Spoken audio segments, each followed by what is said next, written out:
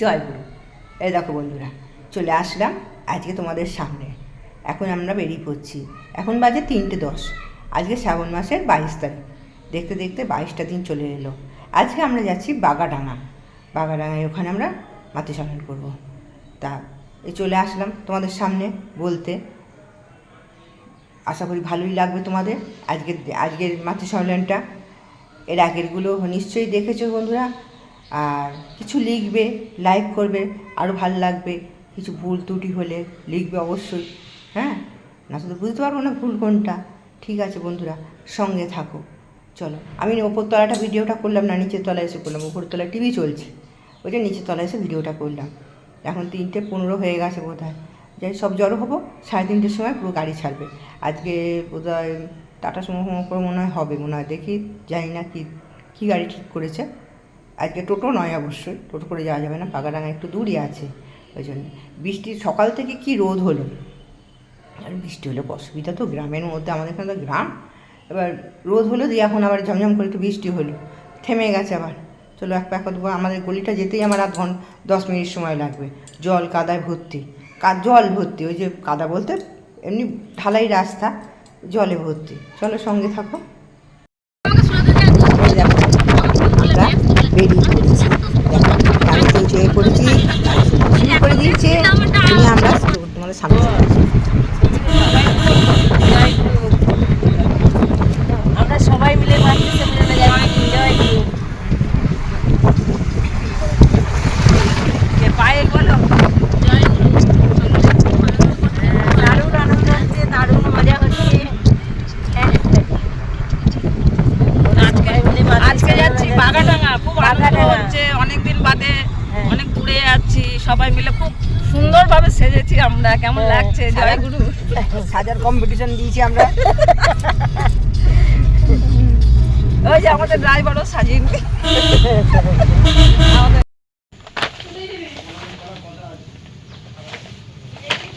এই দেখো, এবার আমরা চলে এসেছি যথাস্থানে বাগাডাঙায় চলে এসেছি আমরা। ওখানের দিকে গাড়িটা সরানো, টোটো করে মানুষ আসছে অনেক। প্রথমে লোক ছিল না, তারপর ভর্তি হয়ে গেল। এসে দিদি ভাইরা সব সমস্ত কিছু সাজালো।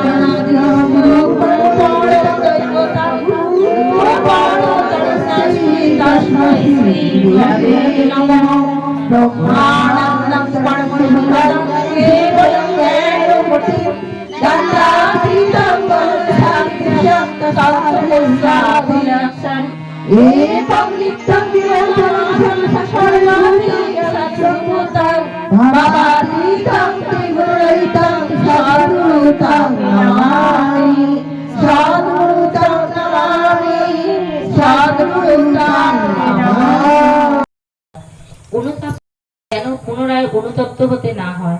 যখনই তোমার কুকর্মের জন্য তুমি অনুতপ্ত হবে, তখনই পরমপিতা তোমাকে ক্ষমা করবে। আর ক্ষমা হলেই বুঝতে পারবে তোমার হৃদয়ে পবিত্র সান্ত্বনা আসছে। আর তাহলেই তুমি বিনীত, শান্ত ও আনন্দিত হবে। জয় গুরু। বাণী নম্বর 9। মেয়ে আমার, তোমার সেবা, তোমার চলা, তোমার চিন্তা, তোমার বলা পুরো জনসাধারণের ভিতর যেন এমন একটা ভাবে সৃষ্টি করে যাতে তারা অবন মস্তকে রক্তজানু হয়ে সসম্প্রে ভক্তি গদগদ কণ্ঠে মা মা জননী আমার বলে মুগ্ধ হয়, বুদ্ধ হয়, তৃপ্ত হয়, কৃতার্থ হয়। তবেই তুমি মেয়ে, তবেই তুমি সতী।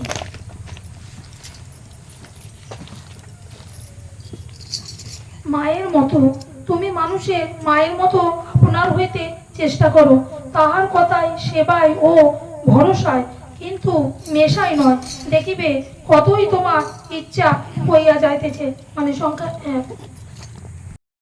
যায় উপায় হবে কি ভাবো মন, দাগ দেখে তাই দিন যে বয়ে যায়, উপায় হবে কি ভাবো মন, ইষ্টে মতে ইষ্ট আরতি সতত তারি অনুগমন, ইষ্টে মতে ইষ্ট আরতি সতত তারি অনুগমন, নিয়ত প্রণতি দেবে শুভমতি, নিয়ত প্রণতি দেবে শুভমতি, আনিবে চির উন্নয়ন, দাগ দেখি তাই দিন যে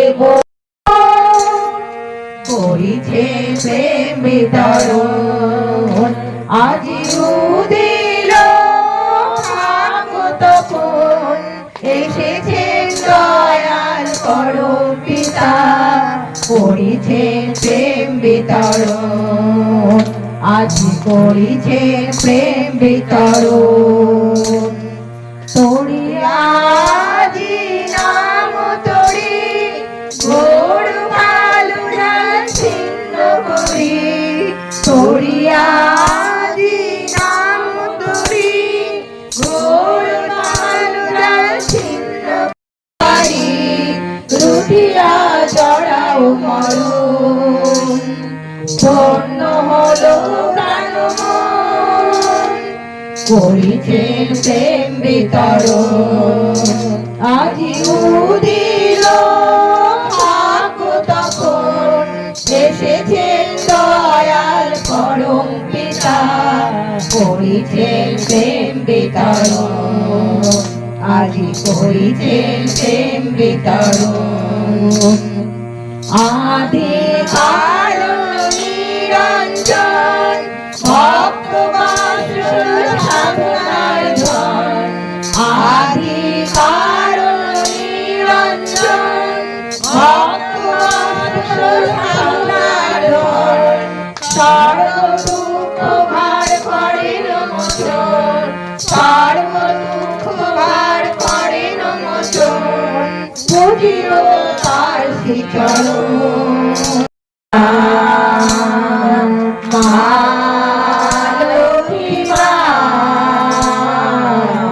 জগৎ জননী বড় মা, মা লক্ষ্মী মা, জগৎ জননী বড় মা, আমার বড় মায়ের ডাকে বিশ্ব জগৎ জাগে, আমার বড় মায়ের ডাকে বিশ্ব জগৎ জাগে, জগৎ জননী বড় মা, মা লক্ষ্মী মা, জগৎ জননী বড় মা, লাল পেরে সাদা বসন অঙ্গে শোভা পায় দিব্যরূপে, উজাল ঝটায় চিত্ত বিশ্বময়, লাল পেরে সাদা বসন অঙ্গে শোভা পায় দিব্যরূপে, উজাল ছটায় চিত্ত বিশ্বময়, চন্দ্র সূর্য যেমন ছড়ায় জ্যোতি কিরণ, চন্দ্র সূর্য যেমন ছড়ায় জ্যোতি কিরণ, তারাও করে আরাধনা, মা লক্ষ্মী মা, ভুবন মোহিনী বড় মা।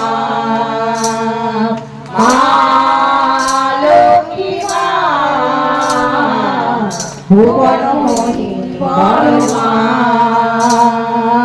বিশ্ব জুড়ে সবার প্রাণে তোমার অধিষ্ঠান, হতাশ মনে জাগাও আশা, বড় যাতনার অবসান। বিশ্ব জুড়ে সবার প্রাণে তোমার অধিষ্ঠান, হতাশ মনে জাগাও আশা, বড় যাতনার অবসান।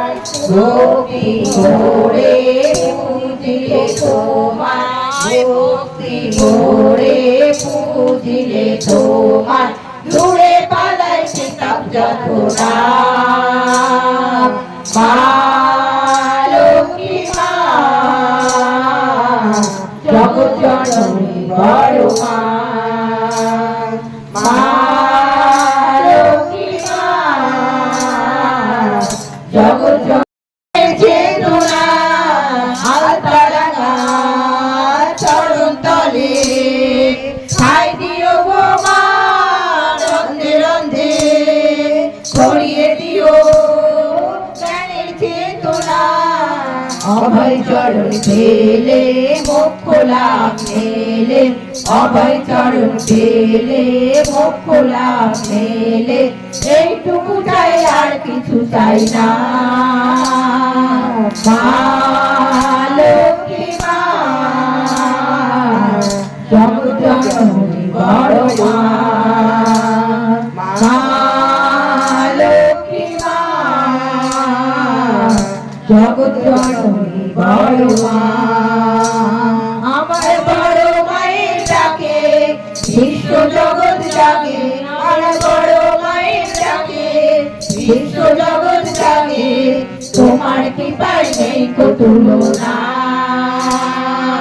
মা লক্ষ্মী মা,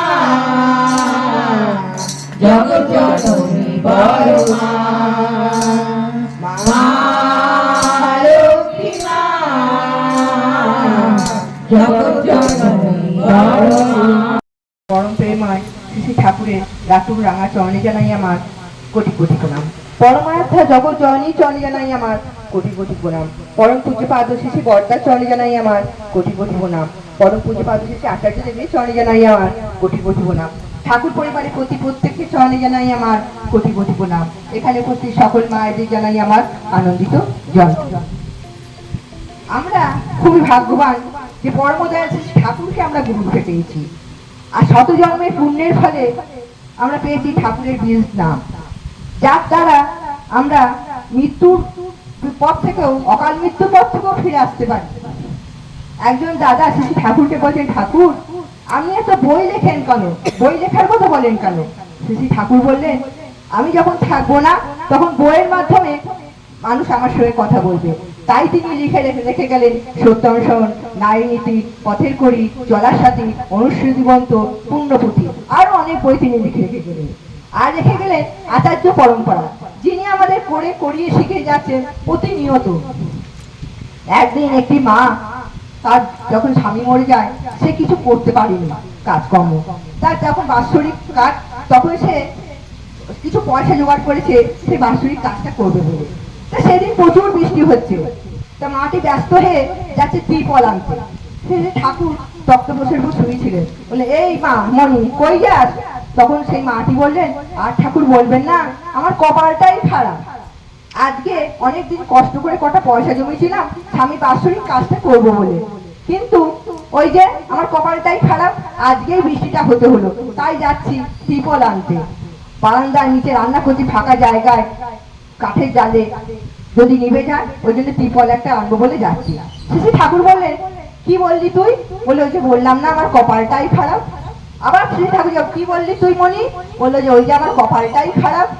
তখন শ্রী ঠাকুর তক্ত থেকে উঠে দাঁড়িয়ে কোমরে হাত দিয়ে বললেন, বল তোর কি চাই? আজ থেকে তুই যা চাইবি তাই হবে, তোর কোনো দুঃখ কষ্ট জ্বালা যন্ত্রণা কিচ্ছু থাকবে না, তুই খালি বল একবার তোর কি চাই। তো সেই মাটি দেখলেন ঠাকুর যেন বিশাল আকৃতির দেহ নিয়ে শূন্যে ভাসছেন। তিনি তখন মোহিত হয়ে গেলেন, তিনি ভাবেন, এ কি দেখছি আমি? তিনি সকল সঙ্গে সঙ্গে ঠাকুরকে বলে, ঠাকুর আমি আর কিচ্ছু চাই না, আমি শুধু তোমাকে চাই। চাই ঠাকুর, আর কিচ্ছু চাই না, আর তোমার চরণ তলে ঠাই পেতে চাই। ঠাকুর বলে, মনি তুই কি করলি? তুই আমাকে চাইলি যে দুঃখ কষ্ট জ্বালা যন্ত্রণা তোকে ভোগ করতে হবে, পারবি তো? মাটি বলছেন, হ্যাঁ ঠাকুর, আমি শুধু তোমাকে চাই, আর কিছুই চাই না। আমাদের জীবনে চলার পথে দুঃখ জ্বালা যন্ত্রণা কষ্ট আমাদের আছেই, কিন্তু শ্রী ঠাকুরকে ধরলে আমাদের দুঃখ জ্বালা যন্ত্রণা কষ্ট অতি সহজেই আমরা পার হয়ে যেতে পারবো। তাই আমাদের ঠাকুরকে বলতে হবে, ঠাকুর আমি আর কিছুই চাই না, আমি শুধু তোমাকে চাই। তুমি যেন আমায় এমন সুখ দিও না ঠাকুর আমি তোমাকে ভুলে যাই। আর আমি যদি তোমাকে ভুলে যাই ঠাকুর, তুমি যেন আমাকে ভুলো না। তুমি সর্বসময় তুমি আমার সঙ্গে থেকো, আমার সাথে থেকো, আমার রক্ষা করে চলো ঠাকুর। আর এই আচার্য পরম্পরা কি জন্য রাখলেন? একদিনকে আমাদের গৌরণীমা ঠাকুরের ওখানে বসে রয়েছেন, তা সেখানে রয়েছে আমার তখন বরদার দাদা ছিলেন তখন আচার্যদেব। দাদার কাছে একটি মা এসেছেন, তিনি মুখটা ঢাকা দিয়ে দাদাকে প্রণাম করছেন। তা বড় বৌরানী মা আমাদের বলছেন, আপনি মুখটা ঢাকা দিয়েছেন কেন, মুখটা খুলুন। সে মাটি খুললো না, আবার বললো, মা আপনি মুখটা খুলুন। তখন সেই মাটি বললো, মা গো আমার মুখটা এমন বিভৎস ভাবে পুড়ে গেছে যে সেই মুখ আমি দেখাতে পারবো না, সবাই বিভৎস ভয় পাবে।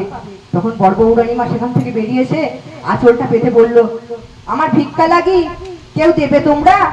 সঙ্গে সঙ্গে অবিন্দার একটা ভাঁড়ের মধ্যে কিছু পয়সা ছিল, সে ভাঁড়টা ভেঙে সমস্ত পয়সাটা বড় বৌরানী মার আঁচলে ঢেলে দিল।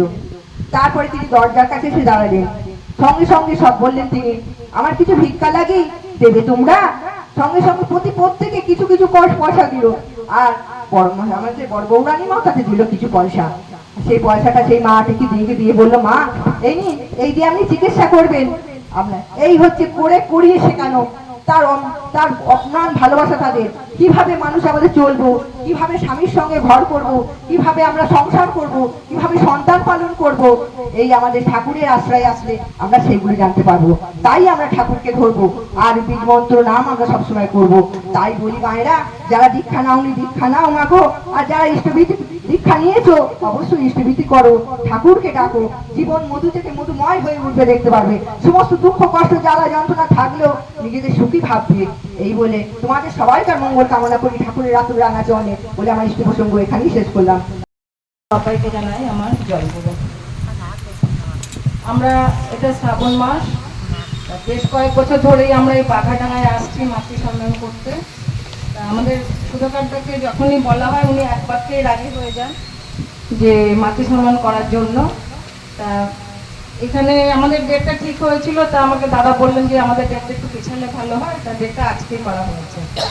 গতকাল মানে গত পরশু মুষলধারে বৃষ্টি, তা সুধাকারটা বলছে যে এই তো বৃষ্টি হচ্ছে কি করব। আমি যে দাদা ডেট ঠিক হয়ে গেছে, তা কি করা যাবে? ঠিক আছে আপনি যেটা বলবেন তাই হবে। বলছে ঠিক আছে কালকে বলবো, যে পরিমাণে বৃষ্টি আমি বেশ ঠিক আছে, স্বাভাবিক বৃষ্টি তো হবে।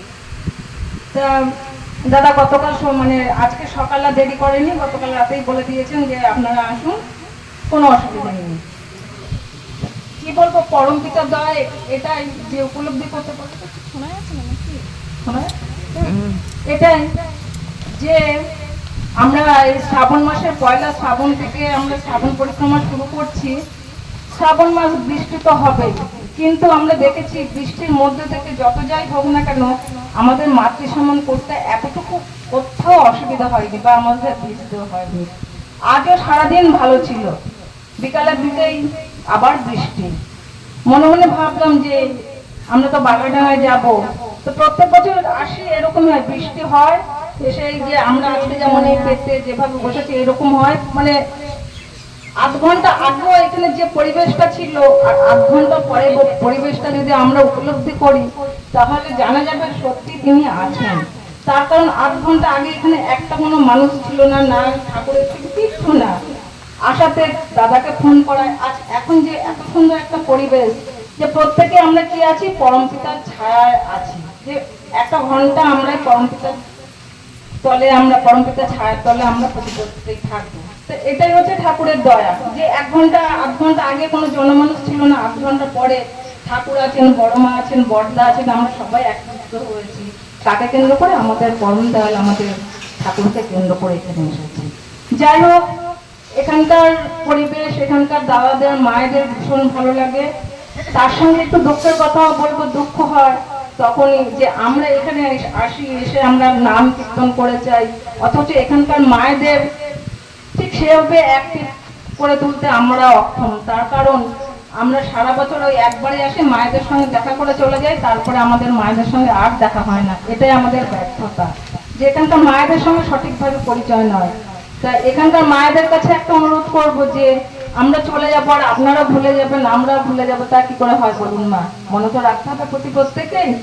আরেকটা কি, আমাদের এই আচার্যদেব বলেছেন যে এবছর বহু মা একত্রিত না হয়ে 2-4 জন মা মিলে ভাগ ভাগ করে শ্রাবণ পরিক্রমা করতে। এখানে আপনারা অনেকে দীক্ষিত আছে, কিছু না, শুধু আপনারা কি করবেন যে অন্তত কিছু না হলে, কিছু পারি আর না পারি, প্রার্থনাটা তো করতে পারি। 5টা মা এক জায়গায় বসবো, একটু নারীনীতি পাঠ, সত্যানুসরণ পাঠ, প্রার্থনা করব, তাতেই আচার্যদেব খুশি হবেন। তিনি খুশি হলে আমরা খুশি হব। তাই ঠাকুর বলেছে, ঈশ্বরেরই ডাক এসেছে, তার কাজে তোর সঙ্গতি, যোগান দিয়ে ধন্য হতে ভোগদলকে দুর্গতি। এই মুহূর্তে ঈশ্বরের ডাক আমাদের কি, যে আচার্যদেব যেটা বলেছেন সেটা করা। সেটা হচ্ছে এই যে শ্রাবণ প্রত্যেক মায়েদের ঘরে ঘরে মাতৃ সম্মান করা, প্রার্থনা করা। আর কি বলেছে, যেসব মায়েরা বা দাদারা দীক্ষা নিয়েছেন, দীক্ষা নিয়ে অনেকেই ছেড়ে দিয়েছেন, কারণ কি, সেই কারণটা খুঁজে বার করতে হবে যে কেন আপনারা দীক্ষা নিয়ে ইষ্টভূতি ছেড়ে দিয়েছেন। অনেকের অনেক রকম সমস্যা, মানব জীবনের সমস্যা তো থাকবে প্রত্যেকের। আপনার সমস্যা আছে, আমাদের সমস্যা আছে, প্রত্যেক সমস্যা আছে। সমস্যার মধ্যে থেকেই আমরা যদি ঠাকুরকে ধরে থাকি, তিনি আমাদের সমস্যা সমাধান করে দেবেন। তাই ঠাকুর বলেছেন, সর্বসমস্যা সমাধান জানিস ইষ্ট প্রতিষ্ঠান। আমরা যদি আমাদের ইষ্টকে প্রতিষ্ঠা করি, তাহলে আমাদের সব সমস্যা সমাধান হবে। একটু আগে যে শুক্লা মা বলে গেলেন, যে গল্প করেছিলেন, যে ওই মা যদি বলে তুই যদি আমাকে চাস তাহলে তুই কিচ্ছু পাবি না।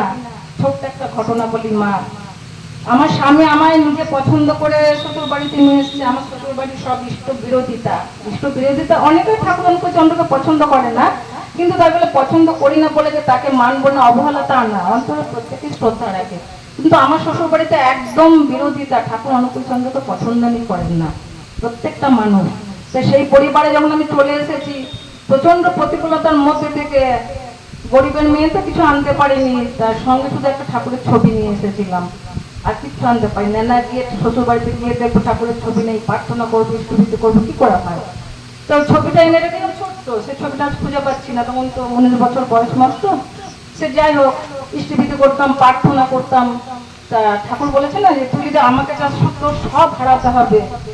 তা ঠাকুরকে ধরেছিলাম বলে শ্বশুর বাড়িতে প্রত্যেকটা হারাতে হয়েছে। তার কারণ কি, আমার ঠাকুরকে আমার শ্বশুর বাড়ির লোক কেউ ভালোবাসতো না। আমাকে 3টে দিন না খেয়ে থাকতে হয়েছে, আমাকে ঘরের মধ্যে দরজা বন্ধ করে রেখেছে, ঘরের সামনে কুকুর বেঁধে কুকুরকে খাইয়ে বলেছে তুই খা, তুই খেলে কাজে দেবে, ওরা যেন না খায়। ওই যে ঠাকুর বলেছেন আমাকে ধরলে তো সব হারাবি। শ্বশুর পরিবার ছাড়ালাম, প্রত্যেকে ছাড়ালাম, না খেয়ে থাকতে হলো, আমার ঘর বাড়ি কিছু হয় না, এখনো ঘর থেকে জল পড়ে। তবুও বুকে জোর দিয়ে কি বলবো, আমি বেশ ভালো আছি, খুব ভালো আছি। তার কারণ কি, শ্রী ঠাকুর অনুকূলচন্দ্র আমার সঙ্গে আছেন।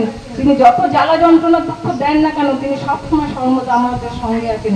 তিনি সঙ্গে থাকলে আমাদের দুঃখ জ্বালা যন্ত্রণা কিছু থাকতে পারবে না। আমাদের অনেকে অনেক কিছু আছে, আমরা কেউ না খেয়ে নেই, আমরা কেউ প্রত্যেকে ছাদের তলায় আছি, তবু যেন আমাদের প্রত্যেকের মনের অন্তরে কোথায় যেন মনের কথায় বলে ওঠে, কি যেন এক অপূর্ণতা আমাদের ছেয়ে যাচ্ছে। প্রত্যেকের কোথায় যেন আমরা ফাঁকা, সব থেকেও যেন ফাঁকা। সেই ফাঁকাটা কি জানেন, আমরা সঠিকভাবে আমরা ঠাকুরকে ডাকতে পারি না। মানে সব আছে আমাদের দেহের খাদ্যের জন্য, আমরা মাছ মাংস ভিটামিন প্রোটিন সবকিছু খাই দেহের জন্য, কিন্তু আমরা মনের ক্ষুধার জন্য আমরা, আমাদের কি খাওয়া প্রয়োজন বলুন তো? মনের খাওয়ার জন্য আমাদের দরকার হচ্ছে সেই ঠাকুরকে ডাকা। তাই সেই জায়গাটা ফাঁক রেখে আমরা সবকিছু চাই, তাই সেই অপূর্ণ জায়গাটার জন্য আমরা ছুটে বেড়াই, কি একটা অতৃপ্ত। তো অতৃপ্ত জায়গাটা পূর্ণ করতে হলে আমাদের শ্রী ঠাকুরের অনুকূলচন্দ্রের দীক্ষা নিতে হবে। দীক্ষা নিয়ে কি করতে হবে, তিনি যেটা বলেছেন সেটা করতে হবে। তার কারণ কি, যে ঠাকুর অনুকূলচন্দ্রকে ধরলেন বলে যুগ পুরুষোত্তম তিনি, যে আমাদের আর কোনো ভয় থাকে না, আর ইষ্টভূতি করতেই হবে। তাই ঠাকুর বলেছেন যে দীক্ষা নিলে জানিস মনে ইষ্টভূতি করতেই হয়, ইষ্টভূতি গৃহীন দীক্ষা কুকুর থেকে চেতন না। এই যে মাইকটা চলছে, থেকে একটা কথা বলছি, তার কারণ কি এখানে বিদ্যুৎ আছে, সূর্যের সঙ্গে যাওয়া হয়েছে, তাই আমি কথাটা বলতে পারছি। তেমনি আমি যদি ঠাকুরের দীক্ষা নেই, দীক্ষার সঙ্গে তিনি যা যা ঋত্বিক দেবতা যা যা করতে বলেছেন সেটা যদি না থাকে, এই যে এরকম বাঁচবে না।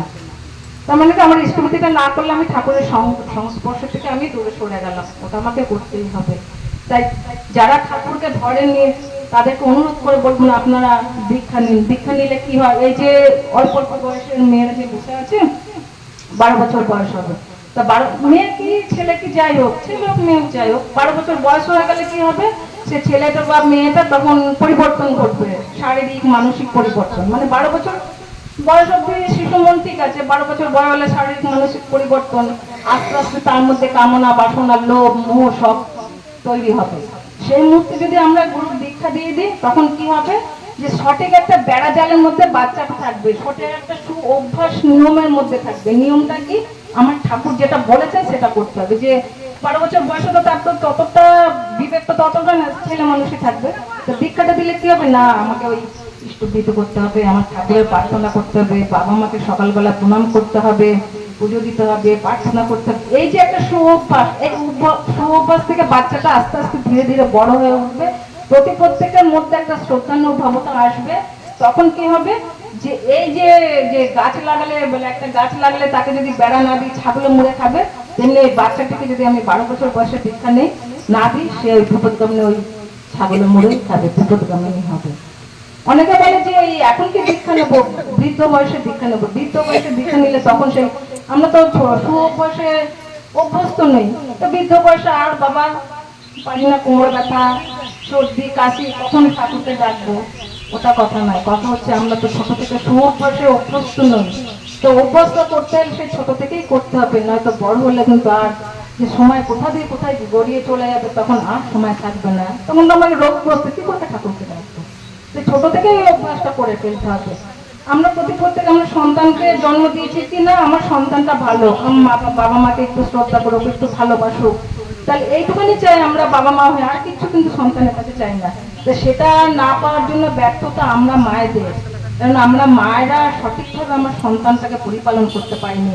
সন্তানকে ডিগ্রি দিয়েছি, অনেক কিছু দিয়েছি, কিন্তু শেখাতে পারিনি বড়দের শ্রদ্ধা কর, ছোটদের ভালোবাস, বা পরের বিপদে দাঁড়িয়ে মানে তার সঙ্গে যা, তুই খা, তুই থাকলে হবে, তুই নিজে পায়ে দাঁড়া, আর কাউকে ভাবতে হবে না। এই যে নেগেটিভ চিন্তা ভাবনাগুলো আমরা বাচ্চাদের মধ্যে ঢুকিয়ে দিচ্ছি, সে তখন বলে শুধু আমার জন্য, তখন আর বাবা মাতা মাথায় ঢুকে না। তাই সুঅভ্যাসটা আমাদের মায়েদেরই ছেলে মেয়েকে তৈরি করে দিতে হবে, যে কি করে আমার সন্তানটা সুস্থভাবে জীবনযাপন করবে। তাই সেই জন্য যারা দীক্ষা নেয়নি, প্রত্যেকে যে অল্প বয়সে যাদের ঘরে ছেলে মেয়ে আছে 12 বছর বয়সে, ঠাকুর যেটা বলেছেন সেটাই বলছে, দীক্ষা দিয়ে দেবেন।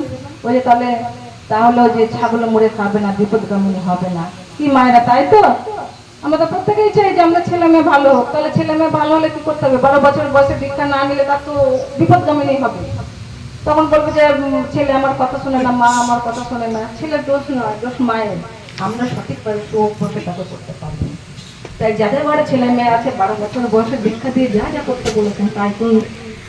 আপনি ভালো থাকবেন, আপনার পরিবার ভালো থাকবে, পরিবার ভালো থাকলে আমার পরিবেশ ভালো থাকবে, পরিবেশ ভালো থাকলে আমার সমাজ ভালো থাকবে, সমাজ ভালো থাকলে আমার রাষ্ট্র ভালো থাকবে। আর কি, এই বাগাডাঙ্গা প্রত্যেকের মঙ্গল কামনায় রাখছি। জয় মা। বর্তমান আচার্য দেবের চরণে আমার কোটি কোটি প্রণাম। আমার গুরুবারের পরিবারের সকলের চরণে আমার কোটি কোটি প্রণাম জানিয়ে আমি এখানে সকল মায়েদের আমার আনন্দ জয়গুরু জানিয়ে আমি কিছু বলার জন্য উদ্দেশ্যিত হয়েছি। ঠাকুরকে ধরেছি বলে ঠাকুর বর্মা বর্দা আচার্য দেব, যার জন্য আমরা এত ভালো আছি, এত আনন্দে আছি। মানে ঠাকুরকে ধরে কোথায় না যাচ্ছি, মানে কি না করছি, ঠাকুরকে নিয়ে এত আনন্দ। যারা ঠাকুরের দীক্ষা নিয়ে যারা ঠিক মানছে, তাদের জীবনে যে কত আনন্দ, কত শান্তি, না ঠাকুরকে না গ্রহণ করলে কেউ বলতে পারবে না। ঠাকুর মানে প্রেমময়, দয়াময়, আমাদের অন্তর্যামী, আমাদের মনের ব্যথা কষ্ট দুঃখ আমার ঠাকুর বোঝেন। তাই ঠাকুর বলছেন যে ঠাকুর ধরেছি, ঠাকুরকে সবসময় ভালোবাসবো, ঠাকুরকে নিয়ে চলবো। আর যে ঠাকুর বর্মা বর্দাকে ভালোবাসি বলেই মানুষকে এত ভালো লাগে। ঠাকুরকে ভালোবাসতে ভালোবাসতে পারি বলে মানুষকে এত ভালোবাসতে শিখেছি। মানুষ যেন আমাদের প্রাণের প্রাণ, মানুষকে আমাদের ভীষণ ভালো লাগে। কত মানুষের সঙ্গে মিশছি, কোথায় না যাচ্ছি, দেওঘর থেকে আরম্ভ করে সকল জায়গাতে। তাই ঠাকুর বলছেন যে একটা চাইতে গিয়ে 10টা যেয়ে বসো না, একই যাতে হয় সেইগুলি করো, সেটা করো, সকলগুলি পাবে। তাই আমাদের কিছু চাইলে হবে না, আর আমাদের ঠাকুরের কাছে নিজেদের জন্য কিছু চাওয়া যাবে না। আমাদের আচার্যদেব বলছেন যে সবসময় সকাম প্রার্থনা, নিষ্কাম প্রার্থনা করো। সকাম প্রার্থনা মানে মানে আমার স্বামী, সন্তান, আমার পরিবার, ঠাকুর আমার এই ছেলেকে ভালো রাখো, মেয়েকে ভালো রাখো, আমার স্বামীকে ভালো রাখো, না হবে না, আমাদের এগুলো বলা যাবে না। আমাদের সবসময় সকলের মঙ্গল কামনা করতে হবে, সকলকে ভালো রাখো ঠাকুর। হয়তো শুনলাম কোনো মায়ের কোনো শরীর খারাপ, কোনো হয়তো কোনো অসুবিধার মধ্যে পড়েছে, কোনো বিপদের মধ্যে পড়েছে, আমরা যদি ঠাকুরের কাছে প্রার্থনা করি, ঠাকুর সেটা মানে চট করেই মঞ্জুর করেন। ঠাকুরের এত দয়া। কিন্তু আমাদের জন্য যদি আপনারা প্রার্থনা করেন, ঠাকুর সে কথা শুনবেন। কিন্তু আমি যদি বলি যে আমার ছেলেকে ভালো রাখবো, আমার স্বামীকে ভালো রাখবো, সে কথা ঠাকুর শোনেন না। সবসময় আমাদের নিষ্কাম প্রার্থনা করতে হবে, ঠাকুরকে ধরে চলতে হবে, ঠাকুরকে ভালোবাসতে হবে। আমরা যে ঠাকুরকে ধরেছি, আমাদের মধ্যে দুঃখ, কষ্ট, অশান্তি নেই, কিন্তু সময়, হ্যাঁ, আমরা তো পরক্ষণেই শান্তি অনুভব করতে পারি, কারণ আমাদের ঠাকুর আছেন মাথার উপরে। আমাদের যত সংসারে যত বড় ঝড় ঝাপটা আসুক না কেন, আমরা টলবো না, আমাদের মাথার উপরে ঠাকুর আছে। তাই ঠাকুরকে আছে, ঠাকুরের কাছে সবসময় আমাদের চাওয়া, তুমি আমার পাশে থাকো, তুমি আমার মাথায় থাকো, তুমি আমার হৃদয়ে থাকো, তুমি আমার সারা শরীর জুড়ে থাকো, আমার দুঃখেও তুমি থাকো, আমার আনন্দেও তুমি থাকো। তোমাকে ধরেছি, তুমিই আমার সব। আর ঠাকুরকে বলতে হয়, তুমি ঠাকুর, আমি তোমার, ঠাকুর আমি তোমার, ঠাকুর আমি তোমার, আমি ঠাকুরের, আমি ঠাকুরের, আমি ঠাকুরের। ঠাকুর আমি তোমাকে খুব ভালোবাসি, বড় মা আমি তোমাকে খুব ভালোবাসি, বড়দা আমি তোমাকে খুব ভালোবাসি, আচার্যদেব আমি তোমায় খুব ভালোবাসি, অবিন্দাদা আমি তোমায় খুব ভালোবাসি। এই যে ভালোবাসি বলতে বলতে ভালোবাসাটা এসেই যাবে।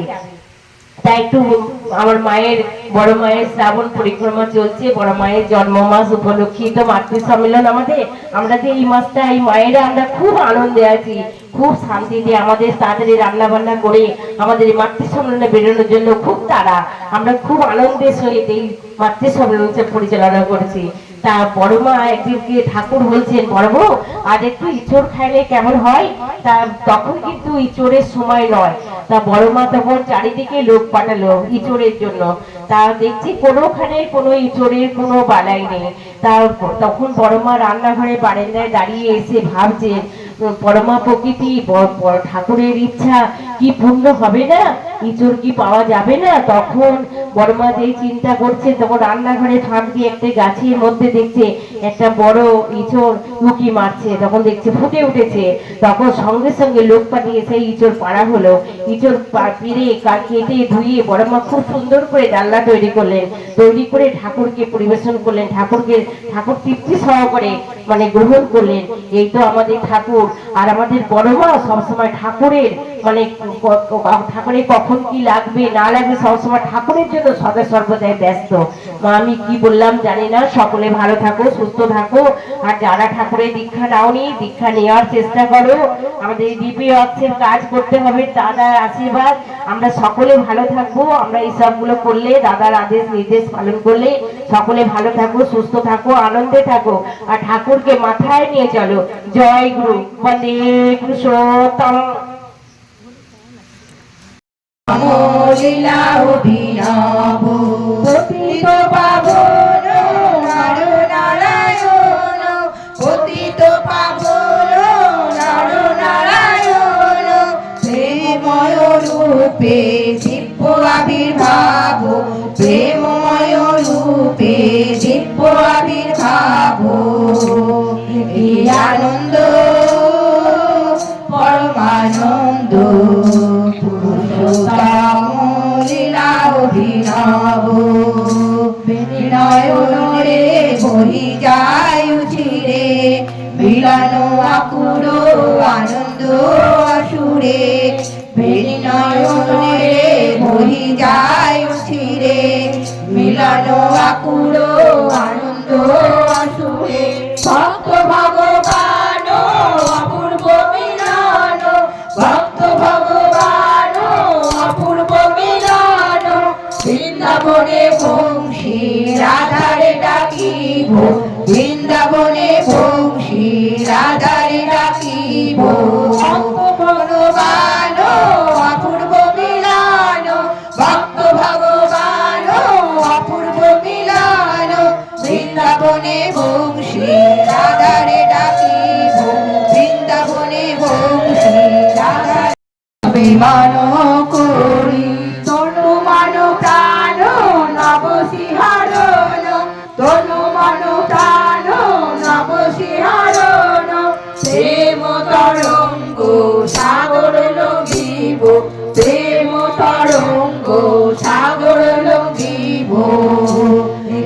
আনন্দ